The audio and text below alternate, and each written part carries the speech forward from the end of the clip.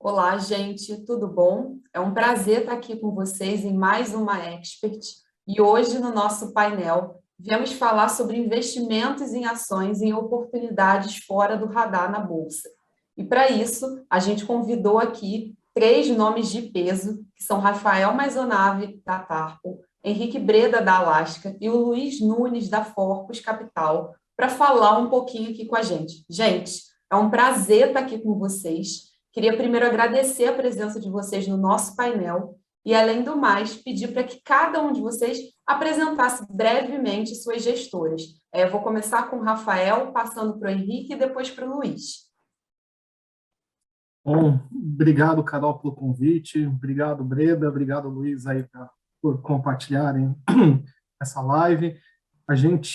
A Tarpon Gestora é uma das principais, né, casas independentes, né, uma das primeiras em casas independentes, aliás, a gente foi fundada pelo meu sócio, o Zeca Magalhães, em 2002. É uma gestora, né, que olha principalmente fundamento de empresas, né, a longo prazo. A gente gosta de investir em empresas em que a gente se entende como sócios dessas empresas, né? A gente olha sempre uma empresa e usa as ações para virar sócios dessas empresas. Então, as ações é uma forma, né, da gente virar sócio de empresas que, na nossa visão, estão descontadas ou que têm um potencial ainda não percebido pelo mercado. Então, basicamente, a gente está aí entrando no 19º ano, né, da gestora. Eu estou na gestora desde 2006 e, enfim, nosso principal fundamento é olhar empresas e nos tornarmos sócios dessas empresas. Bom dia ou boa tarde, né? Não sei quando vai passar a live para as pessoas. Obrigado, Carol, aos companheiros aí de live e de amizade, famoso Paraná e Luiz Nunes. É mais um Luiz que tem perto de mim, estou cheio de Luiz em volta. A Alaska é uma gestora que tem uma filosofia de investimento muito parecida com o que o Rafael mencionou. Foca em fundamentos das empresas, a ideia é ser sócio sem data para sair. O que determina a nossa saída da empresa é o preço, né? Se o preço estiver bom para vender, a gente vende. A gestora é muito centrada na filosofia do Luiz Alves Paes de Barros, que investe em ações brasileiras desde a década de 60.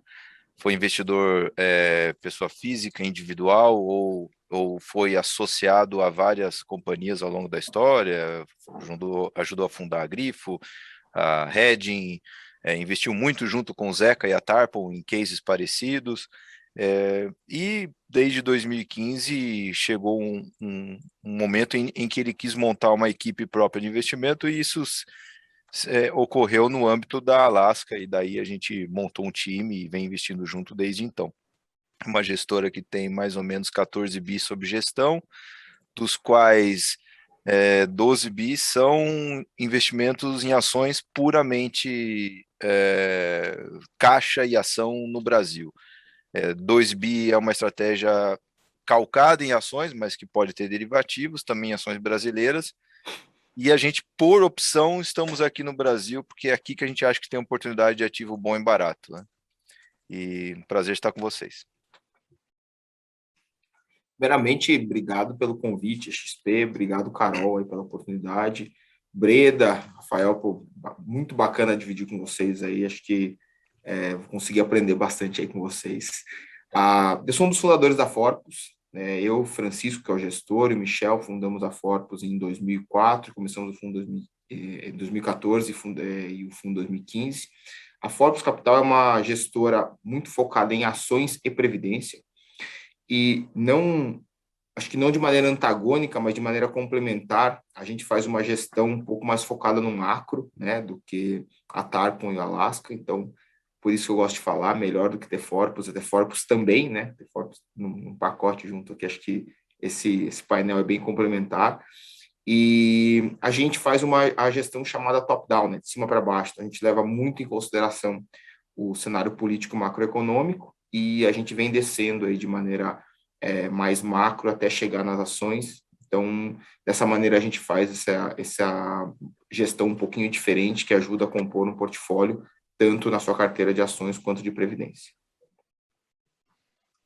E até pegando esse gancho seu, Luiz, eu vou começar com você na pergunta de que vocês são, de fato, famosos, conhecidos de começar as teses de ações partindo de um cenário macroeconômico para depois fazer toda a análise microeconômica também. E aí, com base nessa análise macro de vocês, quais setores você acredita que irão se beneficiar dentro de um cenário de retomada da economia brasileira e quais serão os que menos irão se beneficiar?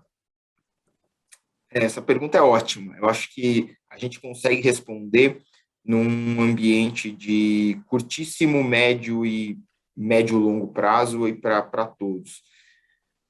Sem dúvida, a pandemia gerou uma série de escassez, uma série de quebras de produção. Então, isso aí está se mostrando aí através da inflação, né, que a gente já vê no mundo todo.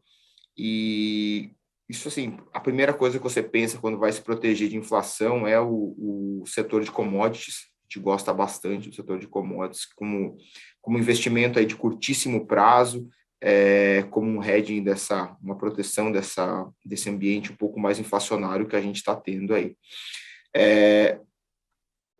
Linkado, né, ali com essa inflação, a gente está vendo uma alta dos juros no Brasil, e essa alta dos juros traz uma estabilidade maior no câmbio, né? Não estou dizendo nem que o câmbio a 6, a 4, mas muito mais uma redução de volatilidade. Isso aí no médio prazo tem mostrado um favorecimento de trazer dinheiro de fora, com um câmbio um pouquinho mais estável, que acaba beneficiando muito os investimentos de mais longo prazo no Brasil. Então, a gente gosta aí nesse momento aí do ambiente, acha bem propício para investir em infraestrutura, né? Tanto portos, aeroportos, rodovias. Isso aí já vem junto com a abertura, né? Que aumenta a circulação de pessoas.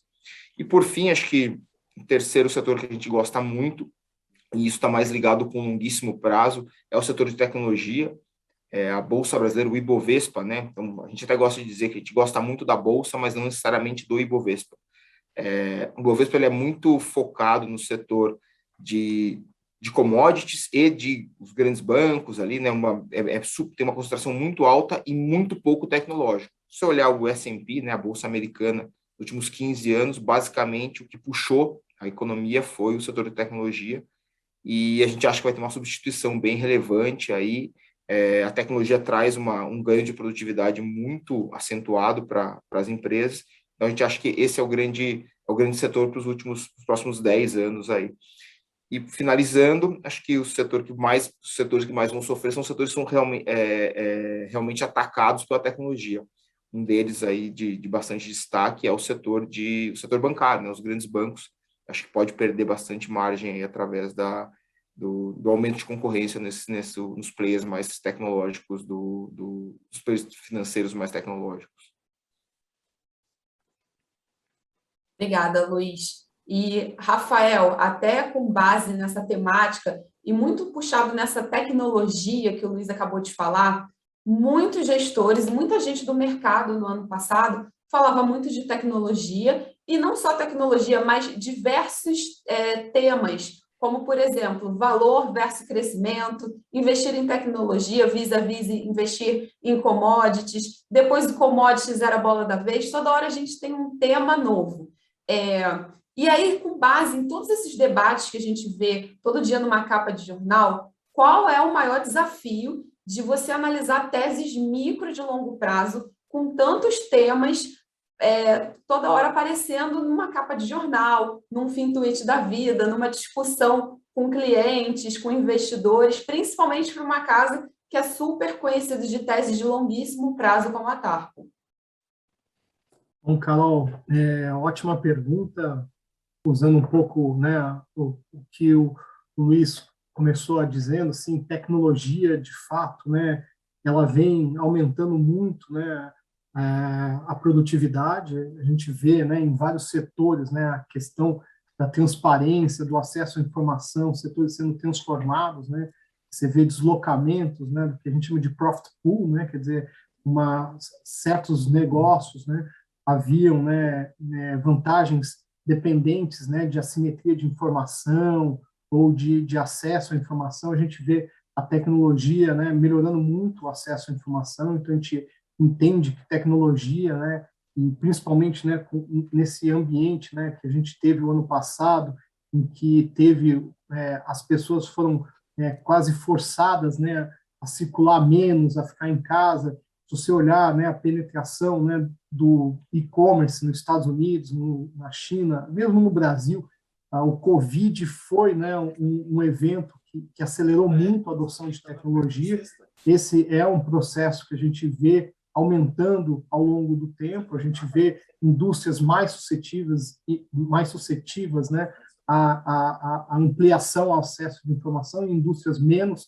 Então, eu acho que todo esse contexto setorial, todo esse contexto, né, tecnológico são importantes e determinantes nos investimentos que a gente prioriza e que a gente olha, né? Então, tem um ditado, né, que o Charlie Munger fala, que eu gosto muito, que ele fala assim, pô, a única coisa que eu quero saber na vida é aonde eu vou morrer, e aí eu nunca vou lá. Então, basicamente, o que a gente tenta fazer com as análises, né, relacionadas às dinâmicas tecnológicas, mudanças, né, de patamar, né, em termos de acessos, são setores que estejam ou menos expostos ou que são beneficiados. Então, tem um estudo muito interessante, quando você olha intersetorialmente, né, existem empresas que são líderes desse setor, que conseguem gerar valor a despeito de determinadas volatilidades, né,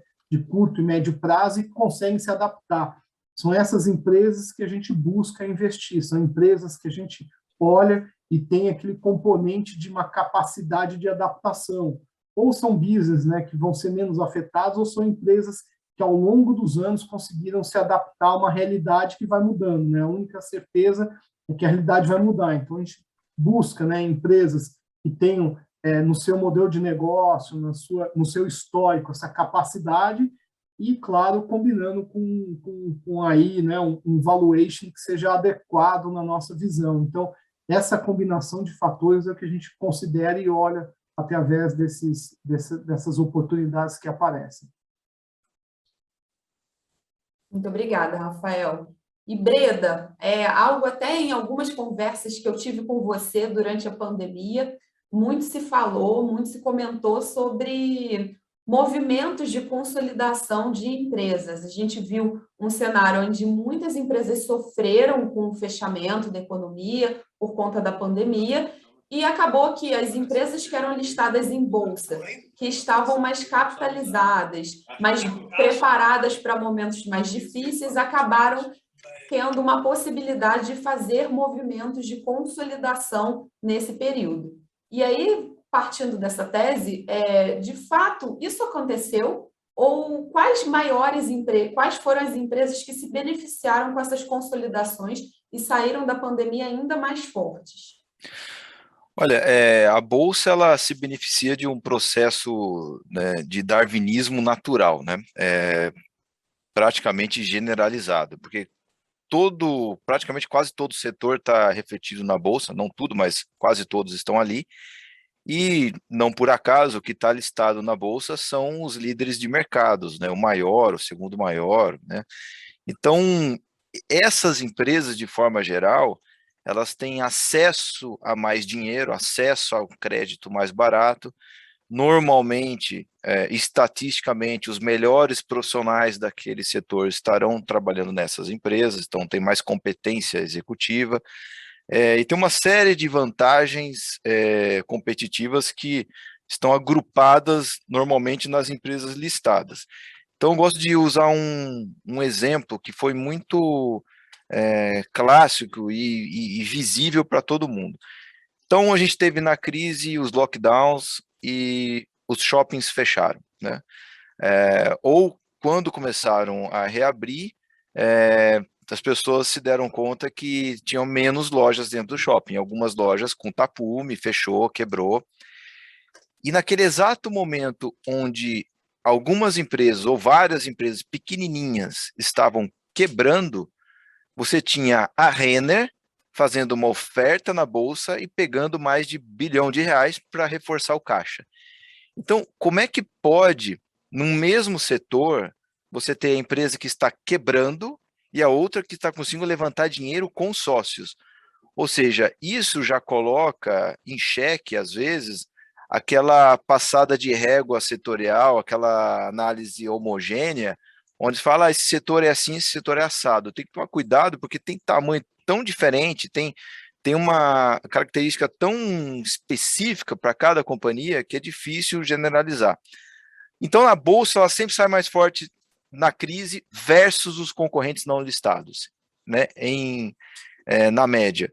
Agora, algumas coisinhas se transformaram por causa dessa crise específica, que foi uma crise de restrição de circulação de pessoas e tal, no momento onde a tecnologia está vindo forte. Então, certamente, o e-commerce sai muito mais forte da crise do que entrou. É óbvio que não vai, daqui a pouco as pessoas estão todo mundo em supermercado, em loja física, mas não volta no mesmo patamar do que estava antes. Até porque, independente se a gente tem posição ou não, se você olhar hoje, todas elas, Mercado Livre, Magalu, a B2W, é impressionante o que esses caras estão fazendo. Então, estão cobrindo um pedaço importante do PIB brasileiro e entregando em 24 horas. Né? Então, isso é algo que veio para ficar e vai se aprofundar. Então, o que a gente consegue observar em shopping grande que consegue repassar preço e shopping pequeno que fechou. Varejista que conseguiu levantar dinheiro e varejista que quebrou. Ou até mesmo nas locadoras. Então, se a gente olhar as listadas, pega Localiza, Movida, essa turma, no meio da crise, elas viabilizaram minimamente a operação das montadoras. As locadoras que tinham dinheiro para manter a montadora funcionando, conseguiram comprar carros com baita de um desconto, dificilmente vai se repetir. Ao passo que algumas locadoras pequenininhas, não listadas, não tinha passageiro, não tinha movimentação, quebra. Então, é aquela... tema meio polêmico, mas cabe aqui no caso. É aquele incêndio que dá na floresta, que mata aquela árvore podre, fraquinha, e que não merecia estar ali, né, limpa e dá espaço, luz, acesso à água para as fortes que resistem para reflorescer ou reforçar a própria floresta. Então, essa é a beleza do capitalismo. Ruim para quem ficou no meio do caminho, mas essa é a vida. E a Bolsa é beneficiada nesse processo. Muito obrigada, Breda. E aqui, voltando para a pergunta que muita gente quer saber, né, e é o tema do nosso painel, o que vocês acham que são as maiores oportunidades que o mercado pouco comenta e que passam longe do holofote total das pessoas? Assim, eu queria começar primeiro com o Luiz, depois seguir com o Rafael e, por último, com o Breda, para a gente encerrar. Carol, acho que vou dar um passinho um pouquinho para o lado aqui. Tenho certeza que na hora de falar de ações específicas, o Rafael e o Breda vão falar. Eu acho que tem uma oportunidade gigantesca para o público, pessoa física, né, que é o nosso público aqui, e que é uma coisa que tem melhorado, mas algumas pessoas ainda têm algum preconceito e estão perdendo uma ótima oportunidade, que é o investimento em ações através da Previdência. Eu acho que aproveitar isso aí foi um pedido, é um pedido eterno, né? Previdência com a gestão que a gente gosta em fundos. A gente sempre ouviu falar as pessoas reclamando de as previdências só não tem boa gestão, ou não tem as taxas corretas, ou não tem incentivo, ou não tem alinhamento, enfim, uma série de reclamações, todas altamente pertinentes, né? Assim, o mercado ele era muito ruim, mas hoje em dia a gente consegue, e a XP tem disponibilizado para os investidores opções das mais diversas aqui, dos seus gestores favoritos nos fundos, de seus fundos normais, né, os fundos de investimentos. Hoje em dia você tem essas opções com a Previdência, e você consegue, assim, obviamente tem uma série de planos, mas mais tradicional, né, que é o PGBL, aí para quem recebe através da CLT, tem um benefício fiscal muito grande ali dos 12% de investir, você tem depois um imposto de renda muito menor, a gente não sabe ainda como vai ficar a reforma tributária, mas sem dúvida é uma grande oportunidade que a gente tem. Tem muita gente deixando esse dinheiro na mesa, né, não indo atrás desse benefício que tem todo ano para investir um pedaço da sua renda ali nessa categoria. Então, eu acho que, falando para a pessoa física mesmo, olhar com mais carinho, falar para os assessores também que ajudam o pessoal a investir, não desperdiçar essa grande oportunidade de investir em previdência, que eu acho que é uma componente muito importante que te dá, assim, quando você paga menos imposto de renda no final, você tem uma rentabilidade gratuita ali, né, basicamente. Então, se você paga a menos 5, 6, 7%, isso aí é uma rentabilidade que você não teria e você tá ali sem nenhum risco adicional, simplesmente porque você estudou um pouquinho mais, teve uma disciplina de investir para o longuíssimo prazo. Então, acho que embaixo do radar aí de muita gente, para os assessores, para a pessoa física, dá uma olhada com mais carinho nos investimentos previdenciários, que agora tem disposição todos nós, né? Todos os gestores aí que o pessoal costuma gostar bastante. Muito obrigada, Luiz. Rafael, se você puder dar sua contribuição. Não, ótimo. De fato, esse veículo de previdência que o Luiz falou, tributariamente é muito interessante. Acho que todo mundo tem que olhar, e o imposto faz uma diferença grande aí na conta final. Do meu lado, assim, eu acho que a gente, na estrutura que a gente procura empresas descontadas em setores, né, pouco conhecidos e às vezes, né, abaixo do radar, muitas vezes a gente se depara com situações que existe a perspectiva de mudança, e essas situações, em geral, conseguem, né, combinar, né, um valuation interessante, uma empresa, né, num modelo de negócio interessante, com uma perspectiva de mudança. Eu acho que é um case, né, que a gente acha que hoje, né, reflete, né, essas características. É uma empresa chamada Wilson Sons, que a gente gosta muito da empresa, uma empresa que está num setor assim bastante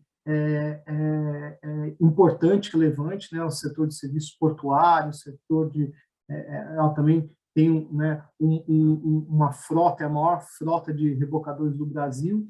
A empresa, ela hoje não pode ser investida por fundos, né, institucionais, porque ela está listada através de um programa chamado BDR, e isso limita vários fundos de investir. Essa empresa vai migrar para o novo mercado, possivelmente nos próximos 30 a 60 dias, e isso vai deixar a empresa disponível para investidores institucionais no Brasil. A gente acha que isso aí pode trazer, né, uma visibilidade que a empresa não tem hoje, uma empresa que esse ano deve fazer por volta aí de 1 bilhão e 100 milhões de reais de EBITDA, com um valuation super atrativo. Então, esse é o tipo de empresa que a gente gosta, né, de investir. Possivelmente tem uma mudança aí na liquidez da empresa, que vai permitir mais fundos investirem, né? Então, do nosso lado aí, esse é um exemplo de empresa fora do radar que a gente gosta e acompanha e acha interessante. Muito obrigada, Rafael. E aqui, para encerrar, Breda, a palavra está com você. Eu estava pensando, o que está fora do radar, né? Ontem eu tive a oportunidade de conversar no final do dia com 3 garotos, 19 anos, e estudam em faculdade de primeira linha aqui de São Paulo, estão nessas ligas de mercado, nessas faculdades que tem no INSPER, FGV, Poli e tal. E o curioso é que eu tinha lá um tempo com eles e eles podiam fazer perguntas. Eles me perguntaram o que eu acho das empresas tech, qual empresa tech que eu gosto, o que eu acho de Global Finance. Eu falei, o que é Global Finance? Né? Não, o professor fala que hoje tem que diversificar, que tem que ter investimento internacional. Então, eu acho que, assim, hoje parece que está muito bem no radar, muito bem mapeado, tecnologia e investimento internacional. Então, eu acho que o que está fora do radar é o seguinte: as pessoas estão indo para Nova York e não estão vendo o Central Park. O pessoal vai para Paris e não vê a Torre Eiffel. Então o pessoal vai para Roma e não vê o Coliseu. Então acho que o que está fora do radar é Petro, Vale e Suzano, porque ninguém quer ouvir falar do básico, do arroz com feijão.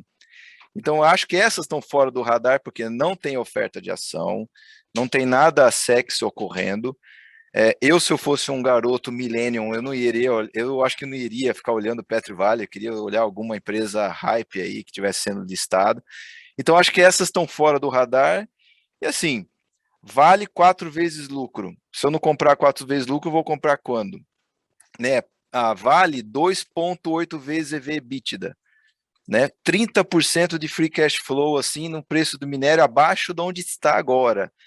Então eu acho que assim, commodities, ela causa a recuperação econômica que a gente acredita no Brasil. Então está interligado.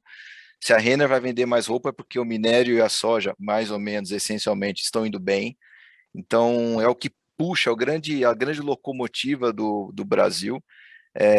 Não tem no cenário ou nos próximos anos, não tem nenhuma grande projeção de entrada maciça de capacidade adicional de produção de petróleo, pelo contrário, não para de cair. Né? Os incentivos do mundo estão para não fazer mais barragem, não perfurar mais poço de petróleo, e eu não sei como é que vai fazer para movimentar porta-container, caça, né, porta-avião, ou você construir estrada de ferro sem minério. Então, eu acho que vai faltar produto, o preço vai subir. O pessoal tem a ilusão de que o preço do commodity vai colapsar, não vejo nenhuma razão fundamental para isso acontecer. Então, acho que os preços são sustentáveis e com empresas de primeiríssima linha, que você aperta o botão, compra 1 bilhão e vende 1 bilhão, né? O Paraná sabe quanto que isso vale, quanto que é difícil você comprar, errou, sair rápido. Então, quando você acha liquidez numa empresa que está barata, paga dividendo, múltiplo baixo, os preços são sustentáveis, acho que tem que aproveitar. Então, acho que o que está fora do radar é o Coliseu, a Torre Eiffel e o Central Park. Essa que eu acho que está fora do radar. E aí, só para perguntar, que curiosidade, Breda, IPO, algo assim, vocês têm visto com esse momento aqui de Coliseu, Paris, dentro da sua carteira, vocês têm visto alguma coisa relacionada a algo mais tech, mais hype? Não, nenhum. A gente tem gastado mais tempo para fazer conference call com Volkswagen, né, para falar com a Petro. A gente está impressionado com a qualidade dos executivos da Petro, não dá para acreditar que é uma estatal. E assim, para o pessoal entender uma coisa, a Magalu só deu certo porque eles achavam que ia dar errado. Então, aquilo que o pessoal acha que vai dar muito certo, cuidado para não dar errado, porque você já está achando que vai dar muito certo. Então, e quando teve aquela onda de listagens de construtoras, Agra, PDG, Klabin Segal, Company, Rodobens, tudo virou um hype de construtora, faz a conta de quem que sobrou. Quando teve o hype de banquinho, Pine, Indusval, Sofisa, Paranabank, que tem nada a ver com o Rafael Mazonave, é outra coisa, não deu muito certo também. Então, a gente fica com muito medo quando um setor fica na moda. É óbvio que vai ter as ganhadoras, sem sombra de dúvida, mas a gente se sente incompetente para pontuar agora quem vai dar certo. Então, a gente prefere esperar uns resultados trimestrais para separar o joio do trigo. E eu acho que tem muito joio aí. Muito obrigada. Gente, e agora a gente vai encerrando aqui. Eu queria primeiro agradecer a participação desse painel, nomes de peso aqui, com muito histórico nesse painel. E, poxa, Rafael, Luiz e Breda, obrigada aqui pela participação do dia de hoje. Foi um prazer tê-los aqui na Expert conosco. E se vocês quiserem assistir, é só se manterem conectados aqui no YouTube da XP. Muito obrigada. Tchau, tchau, gente. Obrigado. Obrigado.